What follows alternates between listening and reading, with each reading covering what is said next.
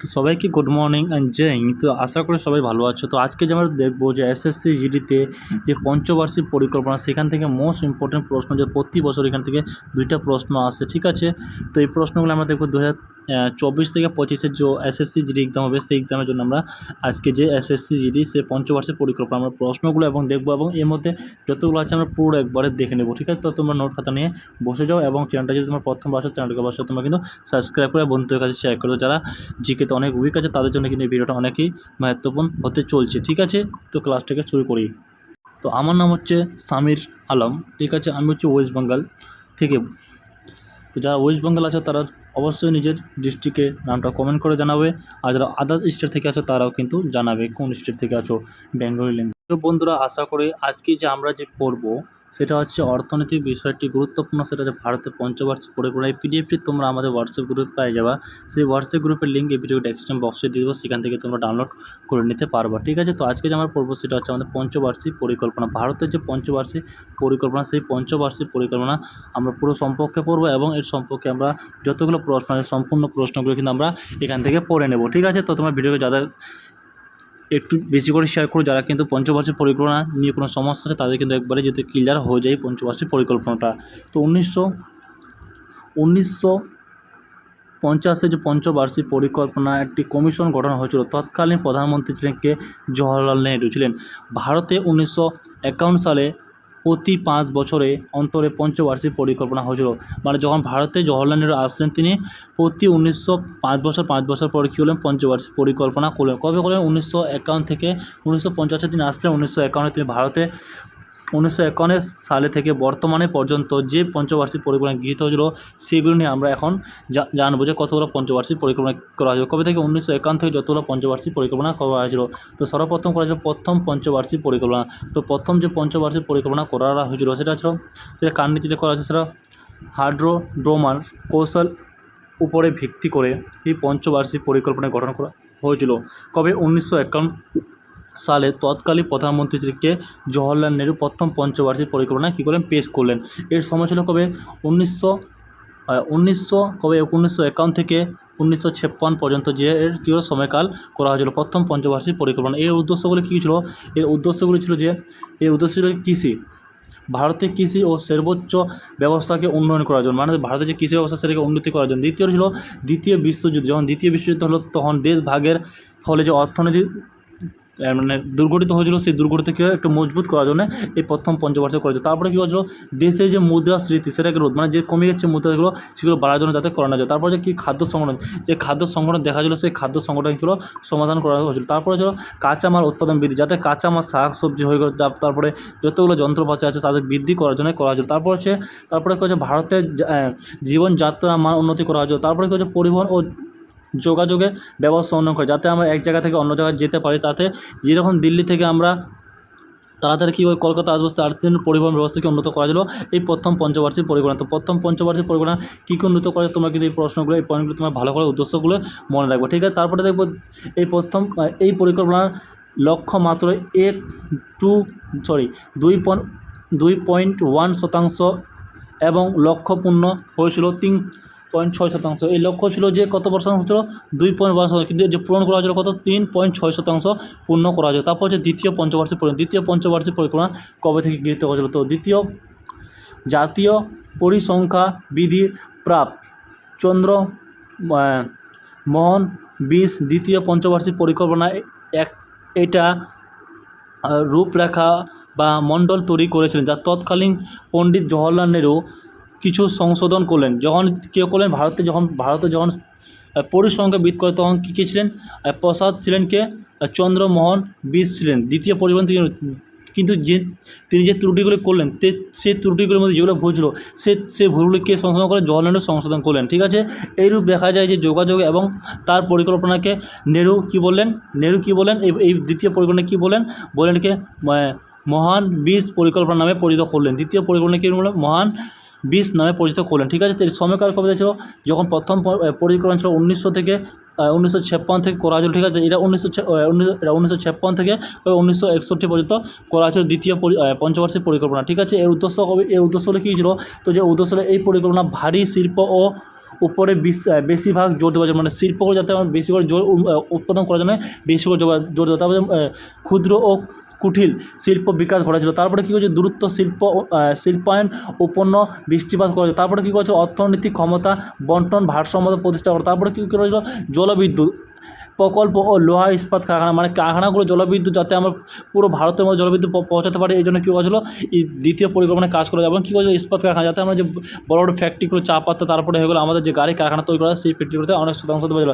কিন্তু এর যে মূল লক্ষ্য ছিল, মাত্র লক্ষ্য ছিল কত, 4.5%, কিন্তু এর পূরণ করা হয়েছিল 4.7%, মানে একটু কম হয়েছিল। যতটা ছিল তার থেকে কয়েক শতাংশ মাত্র বেশি হয়েছিল, ঠিক আছে, কিন্তু একটু বেশি হয়েছে। তারপর হচ্ছে তৃতীয় পঞ্চবার্ষিক পরিকল্পনা। তৃতীয় পঞ্চবার্ষিক পরিকল্পনা কী করা হয়েছে, তৃতীয় পঞ্চবার্ষিক পরিকল্পনা অনুগ্রহণের তৃতীয় পঞ্চবার্ষিক পরিকল্পনা গঠন করা হয়েছিল। তবে দ্বিতীয় পঞ্চবার্ষিক পরিকল্পনা ভারী শিল্পী প্রধান দেওয়া কৃষি উন্নয়ন ব্যবহৃত হয়েছিল, তাই এই পরিকল্পনার নাম হয়েছিল কৃষি ও সামান্য প্রধান দেওয়া হয়েছিল। এই তৃতীয় পঞ্চবার্ষিক পরিকল্পনা লাস্ট নামে কী বলেছিল, কারণ যখন দ্বিতীয় পঞ্চবার্ষিক পরিকল্পনা প্রথম পঞ্চবার্ষিক করা হলো, এর মধ্যে কী একটু ঘাটতি হলো, সেই ঘাটতি করানোর জন্য তৃতীয় পঞ্চবার্ষিক পরিকল্পনা আবার করা হলো। এই পরিকল্পনা কী হলো, শিল্প ও যে কৃষি উন্নয়নে তার জন্য একটু বেশি জোর দেওয়া হয়েছিল। এর যে সময়কাল ছিল, সময়কাল ছিল কবে, 1961 থেকে এটা 1966 পর্যন্ত করা হয়েছিল তৃতীয় পঞ্চবার্ষিক পরিকল্পনা। এর উদ্দেশ্যগুলো কী ছিল, যে জাতি আয় প্রতি বছর 5% যাতে বৃদ্ধি করা হয়েছিল। তারপরে কী ছিল, কৃষি ও ভারী শিল্প উভয়ত্ব গুরুত্ব দেওয়া হয়েছিল। তারপরে কী হয়েছিল, ভারতের অর্থনীতি সর্বত্র নির্ভর করা হয়েছিল। তারপর হচ্ছে এই পরিকল্পনার যে মাত্র লক্ষ্য ছিল, মাত্র কত লক্ষ্য ছিল, 5.6% লক্ষ্য ছিল, কিন্তু এতে অনেকটা কী ছিল, পূর্ণ হতে পারেনি। তারপরে কতটা হলো, 2.84% কিন্তু এটা পূর্ণ হয়েছিল। তারপর হচ্ছে চতুর্থ পঞ্চবার্ষিক পরিকল্পনা। চতুর্থ পঞ্চবার্ষিক পরিকল্পনা কী হলো, কৃষির ক্ষেত্রে গতিশীল ছিল। এই পরিকল্পনার মূল লক্ষ্য ছিল কি, দেশের প্রধানমন্ত্রী ইন্দিরা গান্ধী কী ছিল, এই যে চতুর্থ মানে 4 নম্বর যে পঞ্চবার্ষিক পরিকল্পনা ছিল, এটা কী ছিল, ইন্দিরা গান্ধী কিন্তু করেছিল। এর সময়কাল ছিল কবে, এর সময়কাল ছিল 1966 থেকে 1947 পর্যন্ত কী হয়েছিল, এই পঞ্চবার্ষিক পরিকল্পনা কিন্তু করানো হয়েছিল, ঠিক আছে। কত, চতুর্থ পঞ্চবার্ষিক পরিকল্পনা। এর সময়কাল ছিল 1969 থেকে 1974 পর্যন্ত করা হয়েছিল। এর যে উদ্দেশ্য কী ছিল, এর উদ্দেশ্য ছিল যে আর্থিক নির্ভরশীলতা অর্জন করা হয়েছিল। তারপরে ছিল কৃষি ও শিল্পর উৎপাদনে বার্ষিক 5.7% বৃদ্ধি করা হয়েছিল। এর যে মূল লক্ষ্য ছিল কত ছিল, 5.7 ছিল, কিন্তু এর অনেক কিন্তু ঘাটতি হয়ে কত হলো, 3.30% কিন্তু এর উৎপাদিত করা হয়েছিল। তারপর হচ্ছে পঞ্চবার্ষিক পরিকল্পনা। পঞ্চবার্ষিক পরিকল্পনা এটি ছিল খরচা খাঁটি তৈরি করা হয়েছিল এবং প্রবর্তনে এটিকে ডিপি ধর এটাকে করেছিলেন, ঠিক করেছিলেন। এটাকে তিনি কবে করেছিলেন, তিনি করেছিলেন এর যে সময়কাল ছিল, এর সময়কাল কবে থেকে ছিল, এর সময়কাল ছিল 1974 থেকে 1979 পর্যন্ত এটা কিন্তু তিনি করেছিলেন। কতটা পঞ্চবার্ষিক পরিকল্পনা কিন্তু চালাইছিলেন। তারপরে এর উদ্দেশ্য কী ছিল, এর উদ্দেশ্য ছিল কি, দারিদ্র্য দূরকরণ ও অর্থনীতির সর্বশীলতা, এবং এই পরিকল্পনার প্রধান লক্ষ্য ছিল। তারপর ছিল হেনরি ও হার্ট সোগলান এর শিল্প ব্যবহার হয়েছিল। তারপরে যে এর লক্ষ্য ছিল 4.4%, কিন্তু এর লক্ষ্য পূরণ হলো 4.8%, কিন্তু এর পূরণ করা হয়েছিল, ঠিক আছে। তারপরে নেক্সট প্রশ্ন থেকে হবে পঞ্চম, তারপর 6 নম্বর ষষ্ঠম পঞ্চবার্ষিক পরিকল্পনা। এর উদ্দেশ্য কী ছিল, এটাকে ইন্দিরা গান্ধীর নীতিতে পরিচালনা করা হয়েছিল। কোনটাকে, ষষ্ঠম পরিচালনাকে করা হয়েছিল। এর সময়কাল কবে পর্যন্ত ছিল, এটা ছিল 1980 থেকে 1985 পর্যন্ত কিন্তু এটা করানো হয়েছিল, ঠিক আছে। 1980 থেকে 1985 পর্যন্ত এটা কিন্তু করানো হয়েছিল। এর উদ্দেশ্য কী ছিল, এর উদ্দেশ্যগুলি ছিল যে মাত্র দারিদ্র্য দূরকরণ করা ছিল, তারপরে প্রযুক্তি আধুনিকরণ ছিল, তারপর যে বেকারত্ব হ্রাস, মানে যারা বেকার বসে আছে, যারা পড়াশোনা করার পরে কিন্তু জব হচ্ছে না বা চাকরি হচ্ছে, তাদের যে বেকারত্বকে পূরণ করা হয়েছিল, এই কোনটাতে 6 নম্বর পঞ্চবার্ষিক পরিকল্পনা। তারপর যে এর উদ্দেশ্য আরেকটি ছিল শিব রাম কমিটি সুপারিশ 1985 এটা কিন্তু নাবার্ড প্রতিষ্ঠান করা হয়েছিল। তারপর যে এর পরিকল্পনায় লক্ষ্য মাত্র ছিল 5.2% লক্ষ্য ছিল, কিন্তু এর পূরণ হয়েছিল 5.66% পূর্ণ, মানে কয়েক শতাংশ কিন্তু এটা বেশি পয়েন্ট হয়েছিল। তারপর যে সপ্তম পঞ্চবার্ষিক পরিকল্পনা। এই সপ্তম পঞ্চবার্ষিক যে পরিকল্পনা ছিল, এই পরিকল্পনার যে লক্ষ্যগুলো ছিল, সেই লক্ষ্যগুলো কী ছিল, তো সেই লক্ষ্যগুলো ছিল এই পরিকল্পনা, এই যে পরিকল্পনা সপ্তম পরিকল্পনার এই লক্ষ্য ছিল 5%, কিন্তু লক্ষ্য ছিল, কিন্তু লক্ষ্য কত হলো 0.1% পূরণ করা হয়েছে। তারপর হচ্ছে এই পরিকল্পনা হয়ে গেছে। তারপর হচ্ছে অষ্টম পঞ্চবার্ষিক পরিকল্পনা। এই পরিকল্পনা নেতৃত্ব করা হয়েছিল, এই পরিকল্পনা নেতৃত্ব করেছিল PD সিনহা নরসিমহা কিন্তু করেছিলেন। এর সময়কাল ছিল 1992 থেকে 1997 কিন্তু এর লক্ষ্য পর্যন্ত ছিল। এর উদ্দেশ্য ছিল দূর অর্থনীতি বিকাশ, তারপরে ছিল কি বিকাশ ও শিল্প উৎপাদন বৃদ্ধি ছিল, তারপরে আমদানি ও রপ্তানি বৃদ্ধি ছিল। তারপর হচ্ছে এই পরিক্রমার লক্ষ্য ছিল কত, এর পরিক্রমার মাত্র লক্ষ্য ছিল 5.6% ছিল, কি 5.6 5.6 ছিল, কিন্তু এর পূরণ হয়েছিল 6.8, কিন্তু পূরণ হয়েছিল কয়েক শতাংশ বেশি ছিল। তারপর হচ্ছে নব্য পঞ্চবার্ষিক পরিকল্পনা। এই পরিকল্পনা পরিচিত হয়েছিল অটল বিহারী রাজপুতের নীতিতে। কার নীতিতে? অটল বিহারী রাজপুতের নীতি, অটল বিহারী রাজপুতের নীতি। তারপর ছিল সময়কাল ছিল 1947 থেকে 2002 পর্যন্ত ছিল কি নববর্ষের পঞ্চবার্ষিক পরিকল্পনা। এর উদ্দেশ্য কী ছিল? এর উদ্দেশ্য ছিল জীবনযাত্রা মান উন্নয়ন করা, তারপর হচ্ছে সহনশীল কর্মবৃদ্ধি ছিল, তারপর ছিল আঞ্চলিক ভারসাম্য ও আত্মনির্ভরশীল ছিল। তারপর এই পরিকল্পনা মাত্র লক্ষ্য ছিল 6.5% লক্ষ্য পূর্ণ ছিল, কিন্তু এর পূরণ ছিল 6.35% কিন্তু পূর্ণ করা ছিল। তারপর যে দশম পঞ্চবার্ষিক পরিকল্পনা, এই পরিকল্পনার যে লক্ষ্য ছিল এই পরিকল্পনা চালু করেছিল অটল বিহারী রাজপুত করেছিলেন, এবং তার প্রথম কিছু মনমোহন সিংয়ের নীতিতে করা ছিল। কারণ অটল বিহারী রাজপুত কিন্তু এটা করলেন, কিন্তু কার নীতিতে করলেন? মনমোহন সিংয়ের নীতিতে তিনি করলেন। এর সময়কাল ছিল 2002 পর্যন্ত থেকে 2007 পর্যন্ত কিন্তু এর সময়কাল করানো হয়েছিল। এর উদ্দেশ্য ছিল এর উদ্দেশ্য ছিল যে জিডিপি এর হার 8% ও বৃদ্ধি ও 5% দারিদ্র্য কমানো। 8% মানে বৃদ্ধি করা, 5% কিন্তু দারিদ্র্য কমানো হচ্ছে। তারপর শিক্ষা ও বেতন ক্ষেত্রে লিঙ্গ বিম্ব হ্রাস ছিল। তারপরে জনসংখ্যা বৃদ্ধি হার কমানো, তারপরে সমস্ত গ্রাম পানীয় জল ব্যবস্থা করা। মানে যে এখন যেটা ব্যবস্থা চলছে সেই ব্যবস্থা কিন্তু এখন তো কিন্তু অনেক গ্রামগুলোতে জল ব্যবস্থা কিন্তু করানো হয়নি, কিন্তু সেটা কিন্তু এখনও কিন্তু চলতেছে কাজ, ঠিক আছে। যেরকম তারপরে দূষণ নদীগুলিতে দূর করা, মানে যে গঙ্গা নদী যে অন্যান্য যে নদীগুলো ছিল দূষিত হয়ে আছে সেই নদীগুলোকে কিন্তু সাফ সুতরাং রাখার জন্য, এবং যাতে এই পরিকল্পনা কিন্তু চালু করেছেন, ঠিক আছে। তারপর যে বনাঞ্চল আয়তন বৃদ্ধি করে, যাতে বনাঞ্চলগুলো অনেক আয়তন বৃদ্ধি করা, যেখানে বনাঞ্চল নাই সেখানে গাছপালা লাগায়, সেখানে বনাঞ্চল কিন্তু বৃদ্ধি করে। তারপর যে এই পরিকল্পনা লক্ষ্য ছিল 8.1% ছিল অল ওভার ইন্ডিয়াতে, কিন্তু এটা বৃদ্ধি পেয়ে একটু এখনও পর্যন্ত কিন্তু বৃদ্ধি হয়নি, কিন্তু 7.6% কিন্তু হয়ে আছে, কিন্তু আরও কিন্তু দিন দিন কিন্তু কমে যাচ্ছে। মানুষ এত হারে গাছপালা কাটতেছে, তার জন্য কিন্তু এই অঞ্চলে কিন্তু বৃদ্ধি পাচ্ছে। তারপর এই পরিকল্পনা তারপর একাদশ পঞ্চবার্ষিক পরিকল্পনা, এটা অধ্যাপক ছিলেন সি